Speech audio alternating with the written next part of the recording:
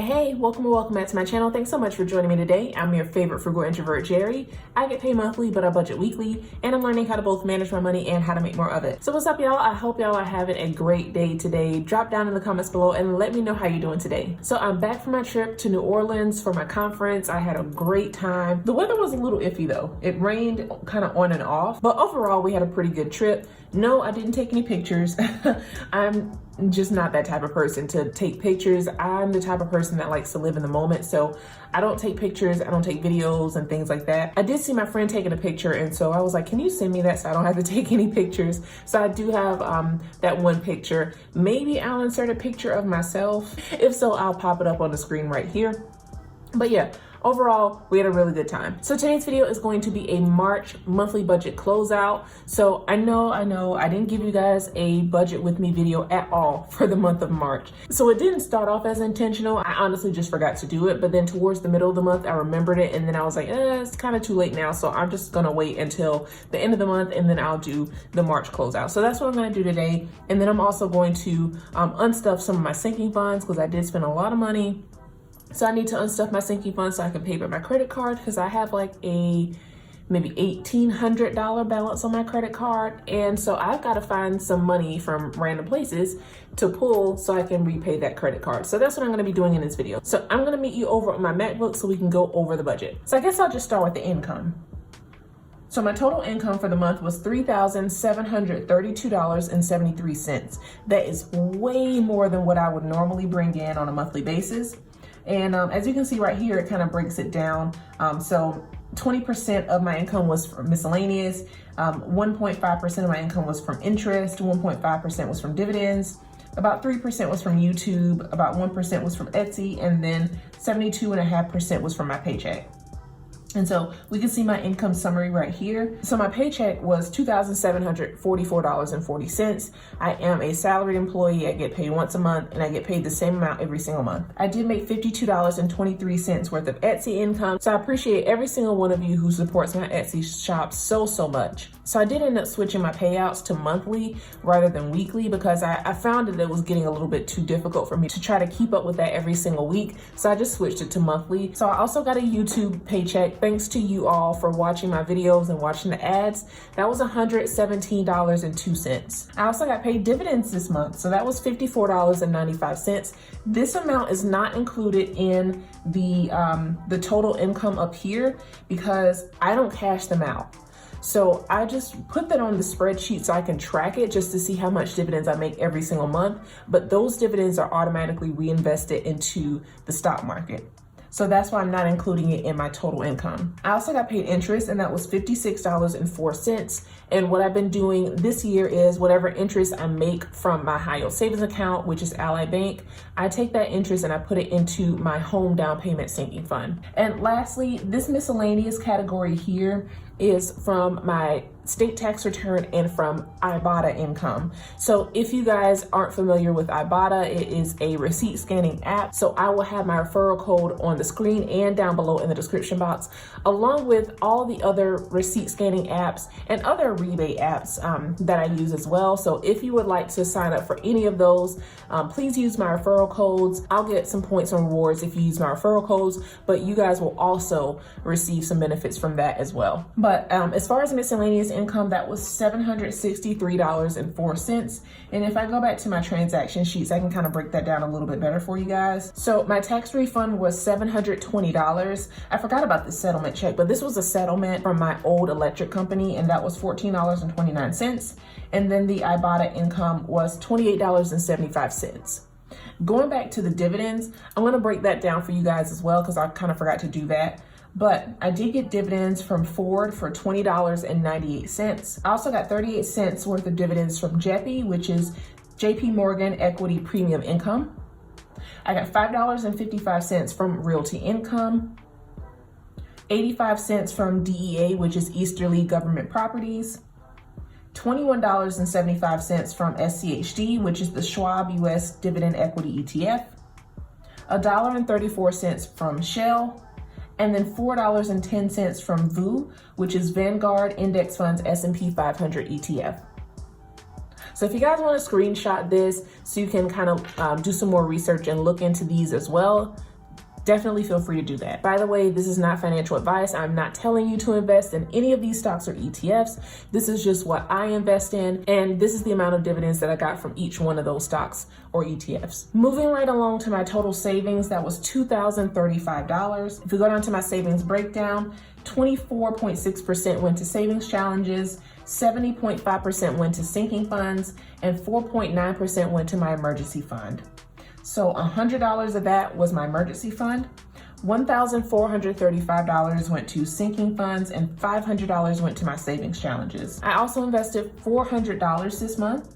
So 12.5% went to crypto, 12.5% went to stocks, and 75% went to my Roth IRA. So $300 of that went to my Roth, $50 went to stocks, and $50 went to cryptocurrency. So if you're wondering what stocks I actually invested in this month, it was JEPI.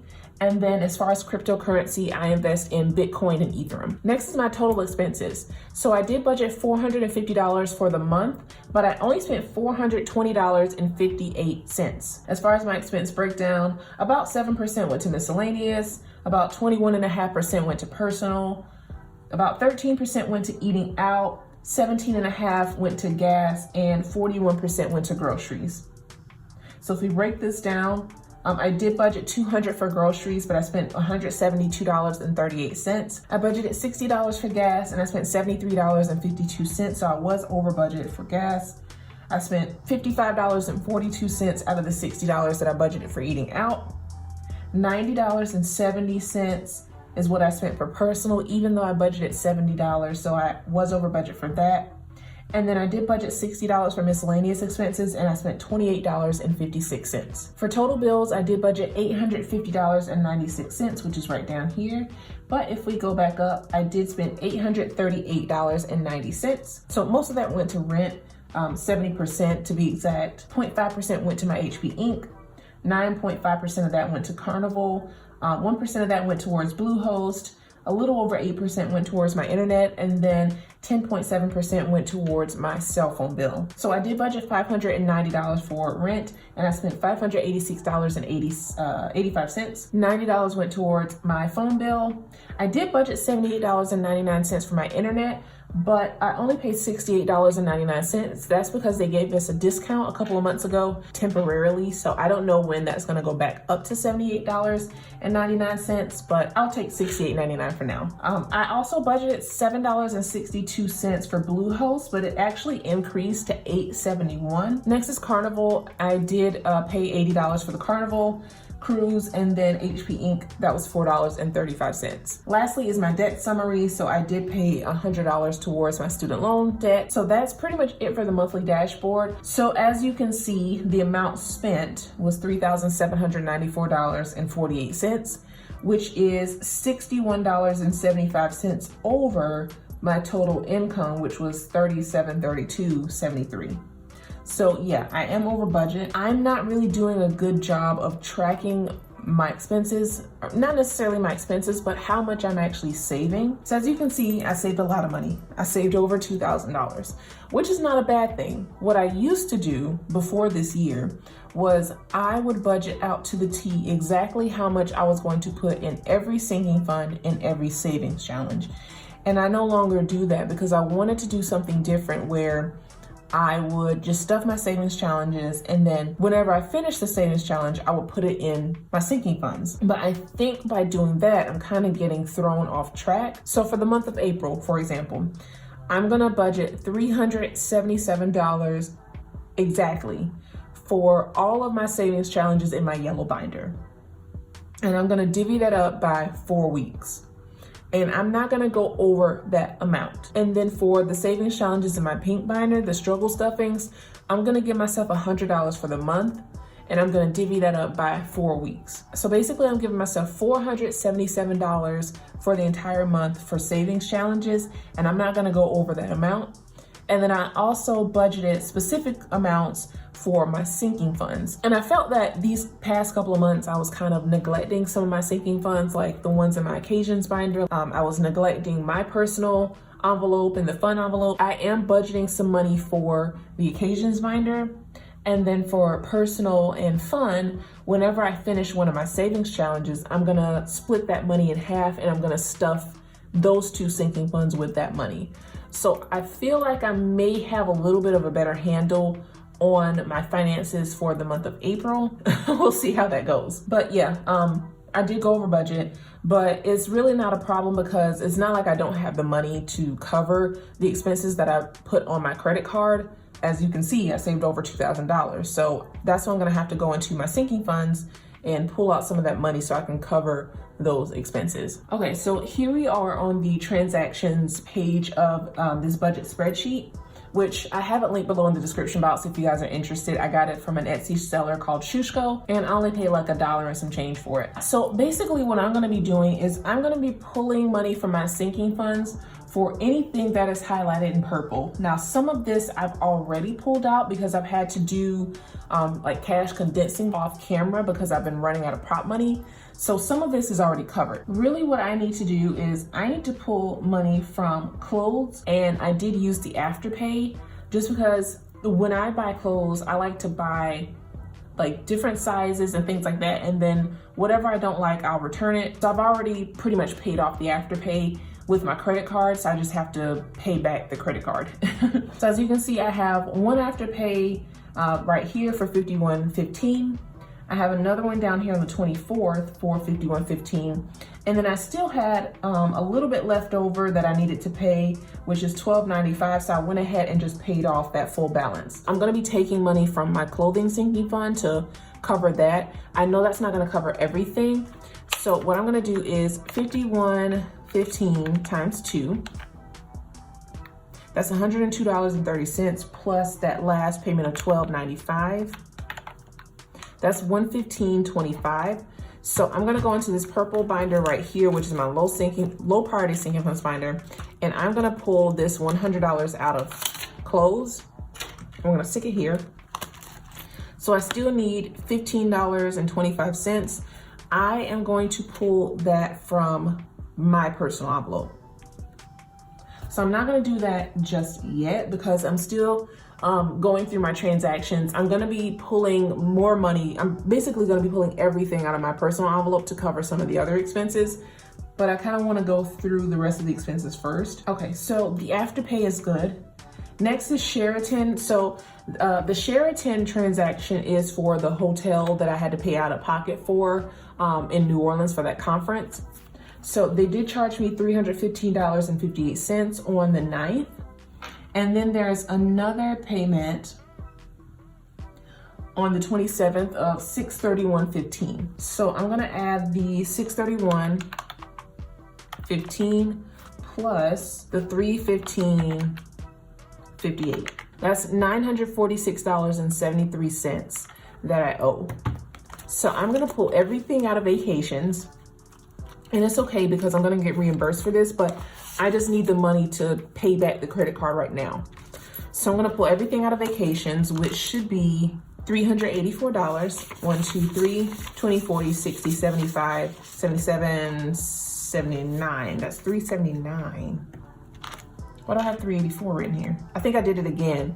When I was doing my bill condensing off camera, I think maybe I just didn't put the right amount in here, but it's okay because at the end of the day, I'm gonna make my buckets and Ally match what's in the binder. So it's fine if I don't have the correct amount of prop money in here for now.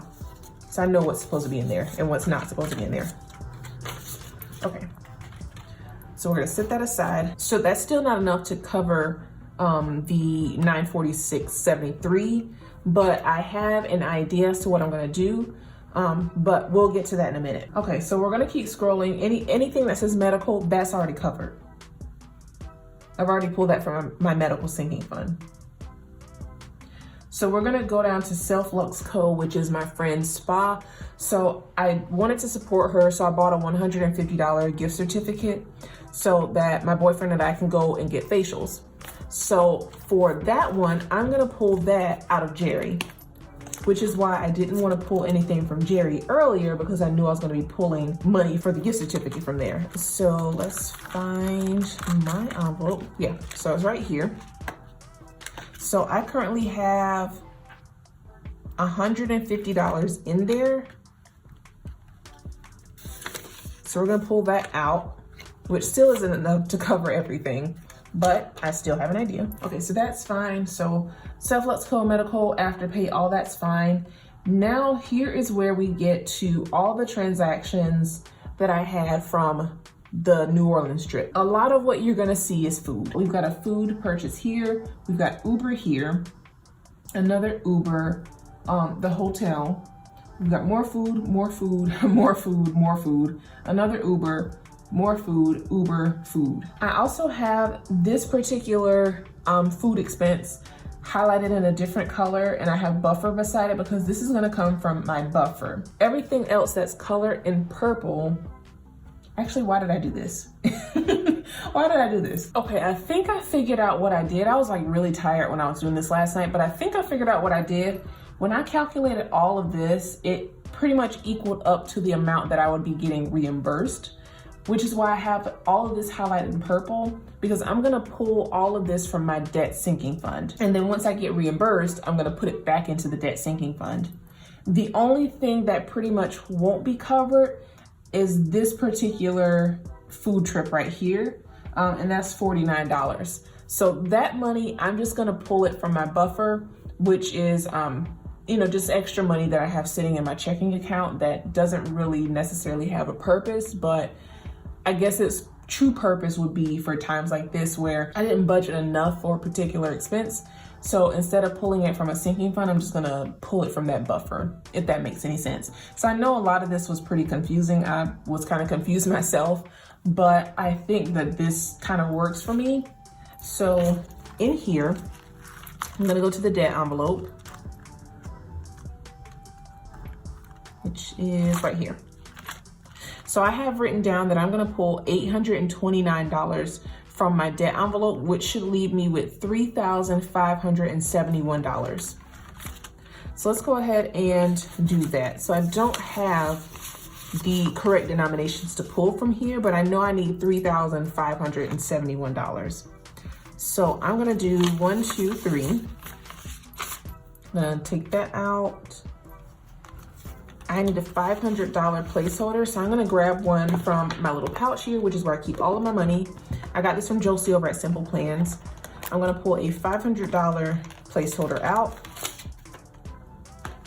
Okay, so 3,500, and then I'm gonna take 50, 70, and I need a $1 bill, and I'm gonna pull that from here.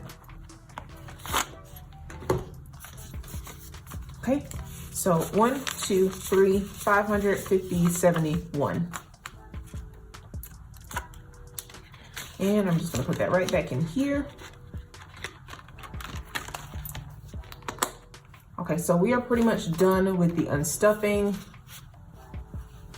So let's see how much I have right here.